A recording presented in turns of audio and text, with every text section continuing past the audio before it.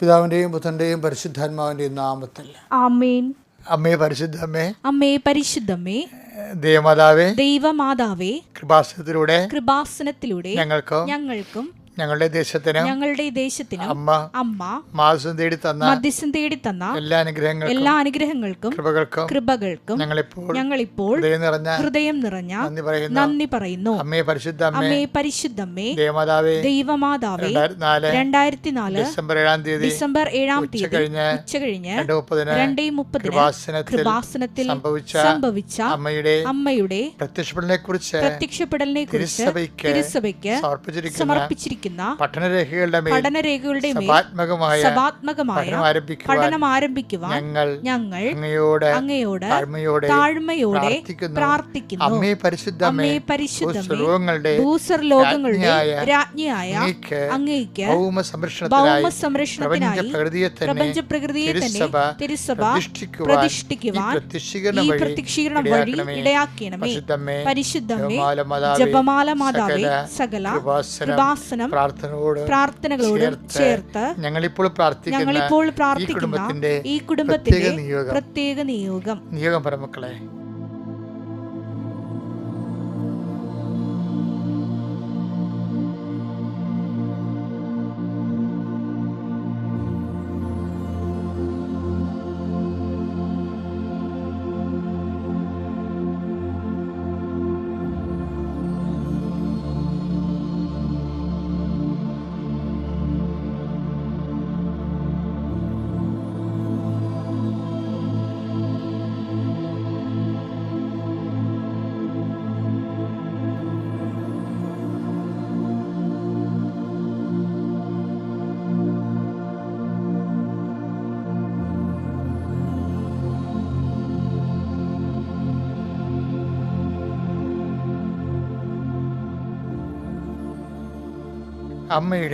അമ്മയുടെ പ്രത്യക്ഷീകരണത്തിന്റെ ഈ അനുഗ്രഹവേളയിൽ ഞങ്ങൾക്ക് സാധിച്ചു തരുവാൻ കനിയണമേ.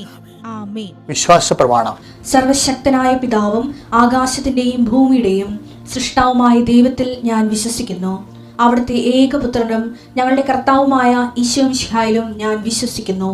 ഈ പുത്രൻ പരിശുദ്ധാത്മാവിനാൽ ഗർഭസ്ഥനായി കന്യകാമറിയത്തിൽ നിന്ന് പിറന്ന് പൊന്തിയോസ് പീലാത്തോസിന്റെ കാലത്ത് പീഡകൾ സഹിച്ച് കുരിശിൽ തറയ്ക്കപ്പെട്ട് മരിച്ച് അടക്കപ്പെട്ട് പാതാളങ്ങളിൽ ഇറങ്ങി മരിച്ചവരുടെ ഇടയിൽ നിന്ന് 3-ാം നാൾ ഉയർത്ത് സ്വർഗത്തിലേക്ക് എഴുന്നള്ളി സർവശക്തിയുള്ള പിതാവായ ദൈവത്തിന്റെ വലതുഭാഗത്തിരിക്കുന്നു. അവിടെ നിന്ന് ജീവിക്കുന്നവരെയും മരിച്ചവരെയും വിധിക്കുവാൻ വരുമെന്നും ഞാൻ വിശ്വസിക്കുന്നു. പരിശുദ്ധാത്മാവിലും ഞാൻ വിശ്വസിക്കുന്നു. വിശുദ്ധ കത്തോലിക്കാ സഭയിലും പുണ്യവാന്മാരുടെ ഐക്യത്തിലും പാപങ്ങളുടെ മോചനത്തിലും ശരീരത്തിന്റെ ഉയർപ്പിലും നിത്യമായ ജീവിതത്തിലും ഞാൻ വിശ്വസിക്കുന്നു. ആമേൻ. സുഖസ്ഥനായ ഞങ്ങളുടെ പിതാവേ, അങ്ങയുടെ നാമം പൂജിതമാകണമേ. അങ്ങയുടെ രാജ്യം വരണമേ. അങ്ങയുടെ തിരുമനസ് സ്വർഗത്തിലെ പോലെ ഭൂമിയിലും ആകണമേ. അന്നു വേണ്ടുന്ന ആഹാരം ഇന്ന് ഞങ്ങൾക്ക് തരണമേ. ഞങ്ങളോട് തെറ്റ് ചെയ്യുന്നവരോട് ഞങ്ങൾ ക്ഷമിക്കുന്നത് പോലെ ഞങ്ങളുടെ തെറ്റുകൾ ഞങ്ങളോടും ക്ഷമിക്കണമേ. ഞങ്ങളെ പ്രലോഭനത്തിൽ ഉൾപ്പെടുത്തരുതേ, തിന്മയിൽ ഞങ്ങൾ രക്ഷിക്കണമേ. ആമേൻ. നന്മ നിറഞ്ഞ മറിയമേ, സ്വസ്തി. കർത്താവ് അങ്ങയുടെ കൂടെ സ്ത്രീകളിൽ അങ്ങ് അനുഗ്രഹിക്കപ്പെട്ടവളാകുന്നു. അങ്ങയുടെ ഉദരത്തിൻ ഫലമായി ഈശോ അനുഗ്രഹിക്കപ്പെട്ടവനാകുന്നു. പരിശുദ്ധ മറിയമേ, തമ്പുരാന്റെ അമ്മേ, പാപികളായ ഞങ്ങൾക്ക് വേണ്ടി ഇപ്പോഴും ഞങ്ങളുടെ മരണസമയത്തും തമ്പുരാനോട് അപേക്ഷിക്കണമേ. ആമേൻ. എൻ്റെ പ്രിയപ്പെട്ടവരെ, മാർച്ച് 22 ശനിയാഴ്ചയാണ്. കർത്താവിൻ്റെ സന്നിധിയിൽ നമ്മൾ നമ്മുടെ ജീവിതം തുടങ്ങുകയാണ്. കർത്താവെ, നിൻ്റെ വിശുദ്ധ പൗരോഹിത്യത്തെ മഹത്വപ്പെടുത്തണമേ. കർത്താവെ, സഭയിലുള്ള സാന്നിധ്യം പ്രകടമാക്കണമേ. കർത്താവെ, കൃപാസനത്താരെ ജീവനോടെ പ്രത്യക്ഷപ്പെട്ട പരിശുദ്ധ അമ്മയുടെ മാധ്യസ്ഥത്തിലെ കൃപാസനത്താരെ നടന്നിട്ടുള്ള 10,000-കണക്കിന് ആരാധന ശക്തിയാൽ ഇന്ന് ഈ ശനിയാഴ്ച മാർച്ച് മാസം 22-ാം തീയതി അങ്ങയുടെ നാമത്തെ പ്രാർത്ഥിക്കുകയും അങ്ങയുടെ നാമത്തെ ജീവിക്കാൻ പ്രഭാതം മുതൽ ഒരുങ്ങുകയും ചെയ്യുന്ന മക്കളുടെ മേലെ നിൻ്റെ ശുഭമാക്കപ്പെടുന്ന ദൈവകൃപയാൽ അനുഗ്രഹിക്കണമെന്ന് പ്രാർത്ഥിക്കുന്നു. കർത്താവെ, ജീവിതത്തിന് വരുന്നിട്ടുള്ള അബദ്ധങ്ങൾ, പലതരത്തിലുള്ള അബദ്ധങ്ങൾ വരും. ചില സമയത്ത് ഒപ്പിട്ട് കൊടുക്കും, പക്ഷെ നമുക്കത് പാലിക്കാൻ പറ്റാതെ വരും. ചില സമയത്ത് ചില തീരുമാനങ്ങൾ എടുക്കും, പകുതി വഴി എത്തും, പക്ഷെ നമുക്ക് മുഴുമിക്കാൻ പറ്റാതെ വരും. ചിലപ്പോൾ ആരെയും മുഷിപ്പിക്കണ്ടല്ലോ എന്ന് വിചാരിച്ചുകൊണ്ട് നമ്മൾ ഓരോരോ കാര്യത്തിന് ഒത്താശ ചെയ്യും. അവസാനം ആ നമ്മളെ ഇതിലേക്ക് ചാടിച്ചവൻ തന്നെ ഇതെല്ലാം നമ്മുടെ മുതുകത്ത് വെച്ചിട്ട് അവൻ സ്കൂട്ടാകുകയും ചെയ്യും. ഇങ്ങനെ പല പല അബദ്ധങ്ങളിൽ ചെന്ന് മനുഷ്യർ കുരുങ്ങുന്നുണ്ട്. കർത്താവേ, അതിനെല്ലാം രക്ഷിക്കാൻ വേണ്ടി നിനക്ക് മാത്രമേ കഴിയത്തുള്ളൂ. മനുഷ്യന്മാരുടെ ഉപദേശം, എല്ലാത്തിനു വേണ്ടി മനുഷ്യന്മാരുടെ ഉപദേശവും മനുഷ്യനെ ദൈവമായി കണ്ടുകൊണ്ട് നിങ്ങൾ പറഞ്ഞാൽ എനിക്ക് ദൈവം പറയണ പോലെയാണെന്നുള്ള പൊട്ടവാക്കുകളും പേവാക്കുകളും വിഡ്ഢിയായ മനുഷ്യൻ കെട്ടിയെഴുന്നള്ളിക്കുമ്പോഴേ ഓർക്കുക, യഥാർത്ഥ ദൈവത്തെയാണ് നിങ്ങൾക്ക് നഷ്ടപ്പെടുന്നതെന്ന്. കർത്താവ്, അങ്ങനെയുള്ള മിഥ്യാബോധങ്ങളിൽ നിന്ന് കർത്താവ് ഞങ്ങളെ നീ സംരക്ഷിക്കണമെന്ന് പ്രാർത്ഥിക്കുന്നു. കർത്താവെ, കുഞ്ഞുങ്ങളെ ഓർത്ത് പ്രാർത്ഥിക്കുന്നു. ലഹരിക്കടിപ്പെട്ട മക്കളെ ഓർത്ത് പ്രാർത്ഥിക്കുന്നു. അവരുടെ മാതാപിതാക്കന്മാരെ ഓർത്ത് പ്രാർത്ഥിക്കുന്നു. അവരെല്ലാം സന്ധിക്കണമേ, സമാധാനപ്പെടുത്തണമേ. നിൻ്റെ കൃപയാൽ അവരെ അതിനെല്ലാം വിടുവിച്ചുകൊണ്ട് കുടുംബത്തിന് സമാധാനം നൽകണമെന്ന് പ്രാർത്ഥിക്കുന്നു. ജീവിതം തകർന്നു പോയി, മുടിഞ്ഞു പോയി, ഇനിയിപ്പോൾ അങ്ങോട്ട് പോട്ടെ വിചാരിച്ചുകൊണ്ട് വെറുതെ നിന്ന് കൊടുത്തിട്ട് ഒഴുക്കിൻ്റെ കൂടെ അങ്ങോട്ട് ഒഴുകിപ്പോകുന്ന പോലെ മനുഷ്യന്മാർ നശിച്ച് പോകുന്നുണ്ട്. അവർക്ക് അങ്ങനെ തന്നെ വേണമെന്ന് പറഞ്ഞ് കണ്ടു നിൽക്കുന്നവർ ശപിക്കുകയും നമ്മുടെ തകർച്ചയെ കൈയടിച്ച് പ്രോത്സാഹിപ്പിക്കുകയും ചെയ്യുന്ന മാനസികാവസ്ഥ ഉള്ളവരുണ്ട്.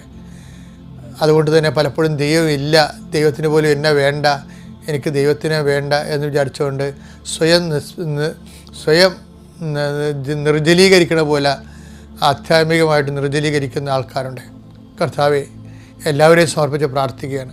ഒരു കുടുംബത്തിന് വന്നിരിക്കുന്ന അബദ്ധം, വന്നിരിക്കുന്ന പെട്ടുപോയ അവസ്ഥകൾ, അതെങ്ങനെയാണ് അവിടെ കയ്യിരിപ്പ് കൊണ്ടാണെന്നൊക്കെ അവർക്ക് പശ്ചാത്താപം ഉണ്ടെങ്കിലും പക്ഷേ അതേസമയം അതിന് കരകയറാനുള്ള മാർഗമൊന്നും കാണുന്നില്ല. സാമ്പത്തികമായി കരകയറാൻ മാർഗം കാണുന്നില്ല. പല പല മരുന്നുകളും പല പല ലഹരി വിഷവസ്തുക്കളൊക്കെ കഴിച്ചിട്ട് ശരീരം പോയി നഷ്ടപ്പെട്ടിട്ട് ആ രോഗങ്ങളിൽ നിന്ന് കരകയറാൻ പറ്റണില്ല. ഇങ്ങനെ സ്വന്തം കഴിവിനെ കരകയറാൻ പറ്റാത്ത മക്കളെ സമർപ്പിച്ച് പ്രാർത്ഥിക്കുന്നു. ചില കൂട്ടുകെട്ടുകളിൽ ചെന്ന് അകപ്പെട്ടു, ചില ലൈംഗിക ബന്ധങ്ങളിൽ ചെന്ന് അകപ്പെട്ടു, പിന്നെ രക്ഷപ്പെടാൻ പറ്റുന്നില്ല. എന്നാൽ പിന്നെ മരണം വരെ ഇങ്ങനെ പോട്ടെ എന്ന് പറയുമ്പോൾ അങ്ങോട്ടും ഇങ്ങോട്ടും ആത്മഹത്യ ഭീഷണിയും അങ്ങോട്ടും ഇങ്ങോട്ടും കൊലപാതക ഭീഷണിയും അങ്ങനെ ചെന്ന് ചുഴിയിലകപ്പെട്ടു പോയ കുടുംബങ്ങൾ, അവർ നീ കർത്താവ്, അമ്മേ, പരിശുദ്ധമ്മേ, ദേവമാതാവേ, ഈ പ്രാർത്ഥനയുടെ ശക്തിയാൽ ജീവിതം ഒടുങ്ങിപ്പോയവരെ, പോസ്കോ കേസ് അകപ്പെട്ടവരെ, അല്ലെങ്കിൽ ഞാൻ തെറ്റ് ചെയ്യാതെ തന്നെ എന്നെ ശിക്ഷിച്ചു, എന്നാൽ തെറ്റ് ചെയ്തിട്ട് കാര്യം എന്ന് പറഞ്ഞുകൊണ്ട് ഒരു ശിക്ഷ മേടിച്ചതിൻ്റെ പേരിൽ പുതിയ പുതിയ തെറ്റുകൾ ആവർത്തിച്ച് നിരാശപ്പെട്ട് വീണ്ടും തെറ്റിൽ തന്നെ മെഴുകി ജീവിക്കുന്നവരുണ്ട്. അവരെല്ലാവരും ഇപ്പോൾ സമർപ്പിച്ച് പ്രാർത്ഥിക്കുന്നു. എൻ്റെ കർത്താവിൻ്റെ ഉന്നതമായ നാമത്തിൽ സഭയുടെ അധികാരത്തിൽ പുതിയ സംരംഭത്തിന് വേണ്ടി ഒരുങ്ങുന്നവരെ ആസ്വദിക്കുന്നു, പുതിയ പഠനങ്ങൾക്ക് ഒരുങ്ങുന്നവരെ ആസ്വദിക്കുന്നു, പുതിയ യാത്ര ചെയ്യാൻ ഉദ്യമിക്കുന്നവരെ ആസ്വദിക്കുന്നു, പുതിയ ജീവിത രീതികളും പ്ലാനുകളും പദ്ധതികളും നടപ്പിൽ വരുത്താൻ വേണ്ടി പരിശ്രമിക്കുന്നവരെ ആസ്വദിക്കുന്നു. അവർ ചെയ്യുന്ന കാര്യങ്ങൾ അവർക്ക് അബദ്ധമാണെങ്കിൽ അതിനെ പിന്തിരിയാൻ വേണ്ടി പ്രാർത്ഥിക്കുന്നു. ദൈവത്തിൻ്റെ കൃപയാൽ നീ അനുഗ്രഹിക്കപ്പെടട്ടെ. ഗർഭിണികളെ ആസ്വദിക്കുന്നു, പ്രസവവാർഡ് കഴിയുന്നവരെ ആസ്വദിക്കുന്നു, കുഞ്ഞുങ്ങൾക്ക് രോഗമാകുന്നവരെ ആസ്വദിക്കുന്നു, പലതരത്തിലുള്ള കുടുംബസമാധി ഇല്ലാത്തവരെ ആസ്വദിക്കുന്നു, ഭർത്താവും ഭാര്യയും പിരിഞ്ഞു നിൽക്കുന്നവരെ ആശീർവദിക്കുന്നു. കർത്താവിൻ്റെ കരുണ അവർക്ക് ആവശ്യിക്കുകയും ഒരുമിച്ച് ജീവിക്കാൻ അവർ സഹായിക്കുകയും ചെയ്യട്ടെ. ജീവിക്കാൻ മാർഗമില്ലാത്തവരും തൊഴിലില്ലാത്തവരും ചെയ്യുന്ന തൊഴിലെ കടം കയറി മുടിഞ്ഞവരെയും ഇനി എന്ത് ചെയ്യണമെന്ന് അറിയാൻ പറ്റാതെ പരസ്പരം വെറുക്കപ്പെട്ടവരായിട്ട് കുടുംബത്തിൽ തന്നെ ജീവിക്കണോ വേണ്ടോ എന്ന് ഓർത്തിട്ട് വിഷമിക്കുന്ന പ്രാർത്ഥിക്കുന്നു. ദൈവത്തിൻ്റെ കരുണ, ദൈവത്തിൻ്റെ ശക്തി, 39 വർഷം ഞാൻ അർപ്പിച്ച കൃപാനയുടെ യോഗ്യത, കൃപാസ്ഥാനത്താറെ ജീവനുടെ പ്രത്യക്ഷയുടെ പരിശുദ്ധ അമ്മയുടെ മാധ്യസ്ഥലെ ഞാൻ നിന്നെ ആശ്രയിക്കുന്നു, നിൻ്റെ കുടുംബത്തെ ആശ്രയിക്കുന്നു. നിൻ്റെ തകർന്നുപോയ മനസ്സിനെയും കടങ്ങൾക്ക് പതുക്കെ കടങ്ങളായിട്ട് സമാധാനം കിട്ടാത്ത ജീവിതാവസ്ഥകളെ ഞാൻ ആശ്രയിക്കുന്നു. എൻ്റെ കർത്താവിൻ്റെ ഉന്നതമായ നാമത്തിൽ സഭയുടെ അധികാരത്തിൽ കുരിശിൻ്റെ അടയാളത്തിൽ ദൈവശക്തിയാൽ ഞാൻ അനുഗ്രഹിക്കപ്പെടുകയും വീണ്ടെടുക്കപ്പെടുകയും ചെയ്യട്ടെ. നിത്യപിതാപുത്രനും പരിശുദ്ധാത്മാവിനെ നീക്കാമേ. എൻ്റെ പ്രിയപ്പെട്ടവരെ, നമ്മളെ ബൈബിളിൽ കഴിഞ്ഞ പുസ്തകങ്ങൾക്ക് കർത്താവ് എന്നോട് പറയുന്നൊരു ശുഭമാക്കുമെന്ന് പറയും. ഇത് പറയാൻ തുടങ്ങിയിട്ട് ഒരു 1.5 മാസമായി. ശുഭമാക്കുക എന്നുള്ള വിഷയം ദൈവത്തിൻ്റെതാണെന്നാണ് എന്നോട് പരിശുദ്ധാത്മാവ് പറഞ്ഞത്. അപ്പോൾ അതുകൊണ്ട് തന്നെ ഞാനിങ്ങനെ അന്വേഷിച്ചുകൊണ്ടിരിക്കുകയായിരുന്നു, എങ്ങനെയാണ് ശുഭമാക്കണത്. നമുക്ക് ഓരോ കാര്യങ്ങളൊക്കെ ചെയ്യാനേ പറ്റത്തുള്ളൂ.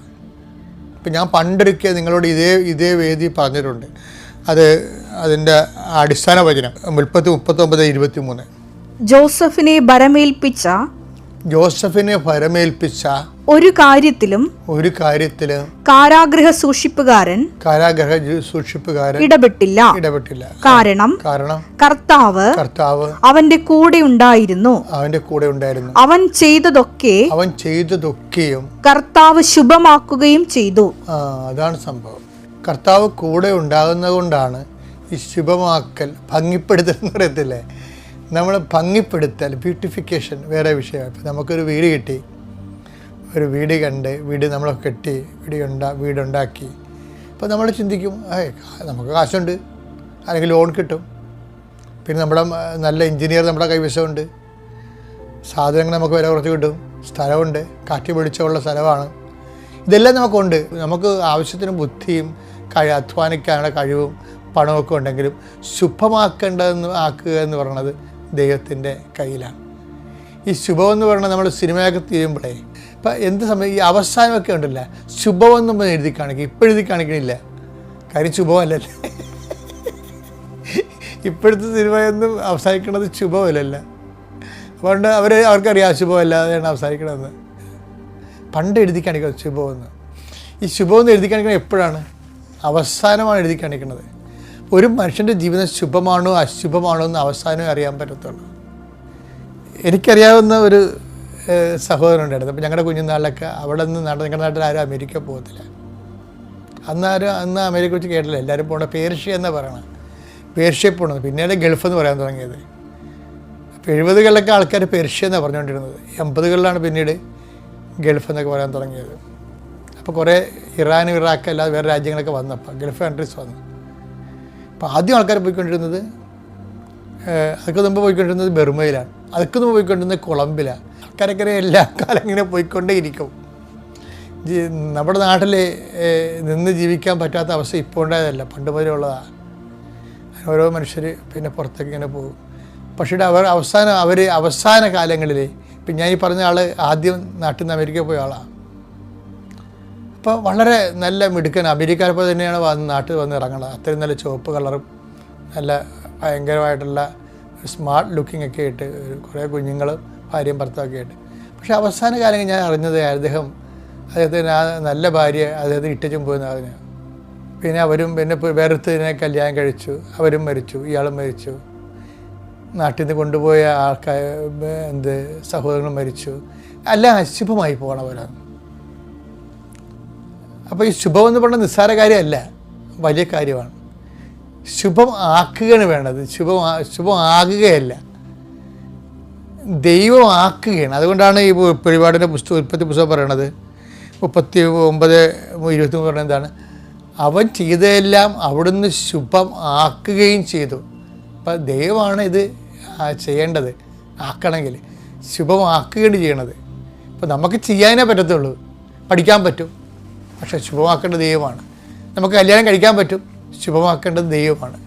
നമുക്ക് കുഞ്ഞുങ്ങളുണ്ടാകും, ശുഭമാക്കേണ്ടത് ദൈവമാണ്. നമുക്ക് വീട് വെക്കാൻ പറ്റും, ശുഭമാക്കേണ്ടത് ദൈവമാണ്. അതാണ് ശുഭമാക്കുക എന്ന് പറയുന്നത്.